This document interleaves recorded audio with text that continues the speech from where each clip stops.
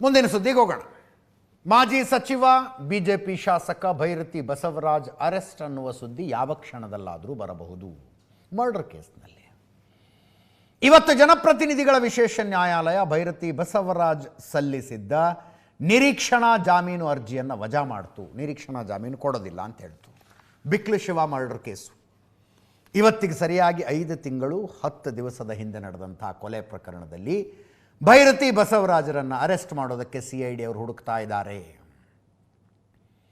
ಹೈಕೋರ್ಟ್ಗೆ ಜಾಮೀನು ಅರ್ಜಿ ಸಲ್ಲಿಸಿಕೊಂಡಿದ್ರು. ಹೈಕೋರ್ಟ್ ಎಂಟರ್ಟೈನ್ ಮಾಡಲಿಲ್ಲ. ಜನಪ್ರತಿನಿಧಿಗಳ ವಿಶೇಷ ನ್ಯಾಯಾಲಯದಲ್ಲೇ ಬಗೆಹರಿಸಿಕೊಳ್ಳಿ ಅಂತ ಹೈಕೋರ್ಟ್ ಹೇಳ್ತು ಅನ್ಸುತ್ತೆ. ಜನಪ್ರತಿನಿಧಿಗಳ ವಿಶೇಷ ನ್ಯಾಯಾಲಯಕ್ಕೆ ಅರ್ಜಿ ಸಲ್ಲಿಸಿದ್ರು.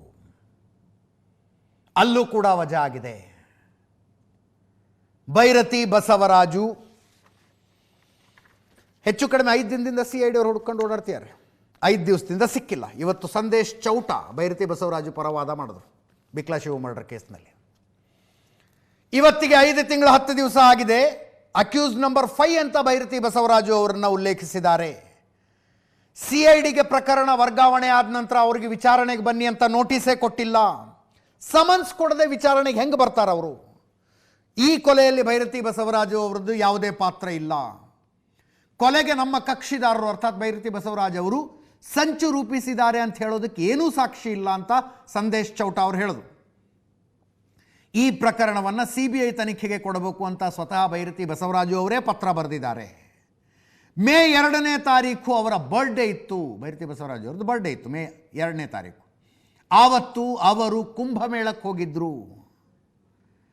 ಹುಟ್ಟುಹಬ್ಬದ ಹಿನ್ನೆಲೆಯಲ್ಲಿ ಕುಂಭಮೇಳಕ್ಕೆ ಹೋಗಿದ್ರು. ಅದೇ ಸಮಯದಲ್ಲಿ ಇದೇ ಪ್ರಕರಣದ ಅಕ್ಯೂಸ್ ನಂಬರ್ 1 ಜಗದೀಶ್ ಕೂಡ ಅಲ್ಲಿಗೆ ಹೋಗಿದ್ದ. ಅಂದರೆ ಇದನ್ನು ಯಾಕೆ ಹೇಳಿದ್ರು ಅನ್ನೋದನ್ನು ನಿಮಗೆ SPP ಅವರ ವಾದ ನೋಡಿದಾಗ ಗೊತ್ತಾಗುತ್ತೆ. ಅಂದರೆ ಒಂದಕ್ಕೊಂದು ಸಂಬಂಧ ಇಲ್ಲ. ಭೈರತಿ ಬಸವರಾಜು ಅವ್ರ ಪಾಡಿಗೆ ಭೈರತಿ ಬಸವರಾಜು ಅವರು ಹೋಗಿದ್ದರು. ಅಕ್ಯೂಸ್ ನಂಬರ್ 1 ಜಗದೀಶ್ ತನ್ನ ಪಾಡಿಗೆ ತಾನು ಕುಂಭಮೇಳಕ್ಕೆ ಹೋಗಿದ್ದ ಅಂತ. ಜಗದೀಶು ಮತ್ತು ಭೈರತಿ ಬಸವರಾಜ್ ನಡುವೆ ಯಾವುದೇ ಸಂಪರ್ಕ ಇಲ್ಲ. 5 ತಿಂಗಳು 10 ದಿನ ತನಿಖೆ ನಡೆದರೂ ಯಾವುದೇ ಸಾಕ್ಷ್ಯಗಳು ಸಿಕ್ಕಿಲ್ಲ. ಇತರೆ ಆರೋಪಿಗಳ ಸಾಕ್ಷ್ಯಗಳನ್ನು ಆಧರಿಸಿ ಅರೆಸ್ಟ್ ಮಾಡೋದು ಸರಿಯಲ್ಲ ಅಂತ ಸಂದೇಶ್ ಚೌಟ ಅವರು ವಾದ ಮಾಡಿದ್ರು. ಅದಕ್ಕೆ Ashok Nayak special public prosecutor Sandesh Chouta ಅವರು ಭೈರತಿ ಬಸವರಾಜು ಅವರ ಪರ ವಾದ ಮಾಡೋದು, ಇವರು CID ಪರ ವಾದ ಮಾಡಿದವರು ಅಶೋಕ್ ನಾಯಕ್. ಭೈರತಿ ಅವರು ಶಾಸಕರಾದರೂ ರಿಯಲ್ ಎಸ್ಟೇಟ್ ವ್ಯವಹಾರ ಮಾಡ್ತಾರೆ. ಬಿಕ್ಲು ಶಿವ ಭೈರತಿ ಬಸವರಾಜು ವಿರುದ್ಧ ಮೊದಲೇ ಒಂದು ಸಲ ಕಂಪ್ಲೇಂಟ್ ಕೊಟ್ಟಿದ್ದ. ಕುಂಭಮೇಳಕ್ಕೆ ಒಂದೇ ವಿಮಾನದಲ್ಲಿ ಜಗದೀಶ ಮತ್ತು ಭೈರತಿ ಬಸವರಾಜು ಟ್ರಾವೆಲ್ ಮಾಡಿದ್ದಾರೆ. ಕುಂಭಮೇಳಕ್ಕೆ ಹೋಗೋದಕ್ಕಿಂತ ಮುಂಚೆನೇ ಕಾನ್ಸ್ಪಿರಸಿ ಆಗಿದೆ, ಸಂಚು ರೂಪಿಸಿದ್ದಾರೆ. ಶಾಸಕರ ಬರ್ಡೇ ದಿನ ಕೋಲಾರ ಮಾಲೂರಿನಿಂದ ಹುಡುಗರು ಬರ್ತಾರೆ. ಭೈರತಿ ಬಸವರಾಜ್ಗೆ ಮಾಹಿತಿ ಕೊಟ್ಟೆ ಅಕ್ಯೂಸ್ ನಂಬರ್ 1 ಜಗದೀಶ ವಿದೇಶಕ್ಕೆ ಹಾರಿದ್ದು.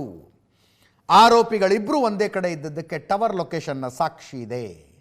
ಭೈರತಿ ಬಸವರಾಜ್ ಬಿಕ್ಲು ಶಿವನ ಮರ್ಡರ್ ಕೇಸ್ನಲ್ಲಿ ಭಾಗಿಯಾಗಿದ್ದಕ್ಕೆ ನಮ್ಮ ಹತ್ರ ಸಾಕಷ್ಟು ಸಾಕ್ಷ್ಯಗಳಿದ್ದಾವೆ ಅಂತ SPP ಅವರು ವಾದ ಮಾಡಿದ್ರು. ಕೊನೆಗೆ ಮಾನ್ಯತೆ ಸಿಕ್ಕಿದ್ದು SPP ಅವರ ವಾದಕ್ಕೆ. ಅವರೇ ಮಾತಾಡಿದ್ದಾರೆ, ಕೇಳಿಸ್ಕೊಳ್ಳಿ. ಶಿವ ಅಂತ ಏನು ಇವತ್ತು ಈವರೆಗೇನು ಹೇಳ್ಕೊಳ್ತಾ ಬಂದಿಲ್ಲ ಕೊಲೆ ಪ್ರಕರಣ, ಅವರು ನಿರೀಕ್ಷಣಾ ಜಾಮೀನು ಕೋರಿ ಅರ್ಜಿ ಸಲ್ಲಿಸಿದರು. ಆ ತೀರ್ಪನ್ನು ಘೋಷಿಸಿದರೆ ಅರ್ಜಿ ವಜಾ ಆಗಿರ್ತದೆ. ಏನೋ ಅಪರಾಧ ಒಳಸಂಚು ಅಂತ ಹೇಳ್ತೀವಿ 120B ಅದನ್ನು ಪೂರೈಕೆ ಮಾಡಬೇಕಾಗತ್ತೆ. ಆ ದೃಷ್ಟಿಯಲ್ಲಿ ಸಾಕಷ್ಟು ಸಾಕ್ಷ್ಯಾಧಾರಿದರು ಅದನ್ನು ಮಾನ್ಯ ನ್ಯಾಯಾಲಯಕ್ಕೆ ಗಮನಕ್ಕೆ ತರುವಂಥ ಕೆಲಸವನ್ನು ನಾನು ಮಾಡಿದ್ದೇನೆ. ಈಗ ಈ ಸಾಕ್ಷ್ಯದಲ್ಲಿ ಸಂಗ್ರಹಿಸಿದಂಥ ಇತ್ತೀಚಿನ ಎಲ್ಲ ವಿದ್ಯಮಾನಗಳನ್ನು ಗಮನಕ್ಕೆ ತಂದು ಅಲ್ಲಿ ಅಪರಾಧದಲ್ಲಿ ಇವರು ಸಹ ಭಾಗಿಯಾಗಿದ್ದರಂಥ ಮಾನ್ಯ ನ್ಯಾಯಾಲಯಕ್ಕೆ ಮನದಟ್ಟು ಮಾಡಲಿಕ್ಕೆ ನಾನು ಪ್ರಯತ್ನ ಪಟ್ಟಿದ್ದೇನೆ.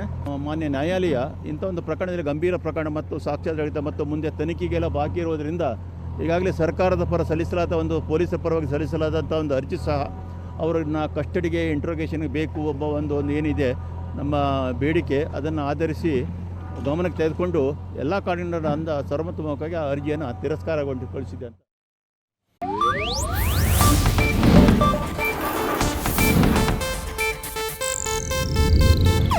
ಇದು ಏಷ್ಯಾನೆಟ್ ನ್ಯೂಸ್ ನೆಟ್ವರ್ಕ್ ಪ್ರಸ್ತುತಿ.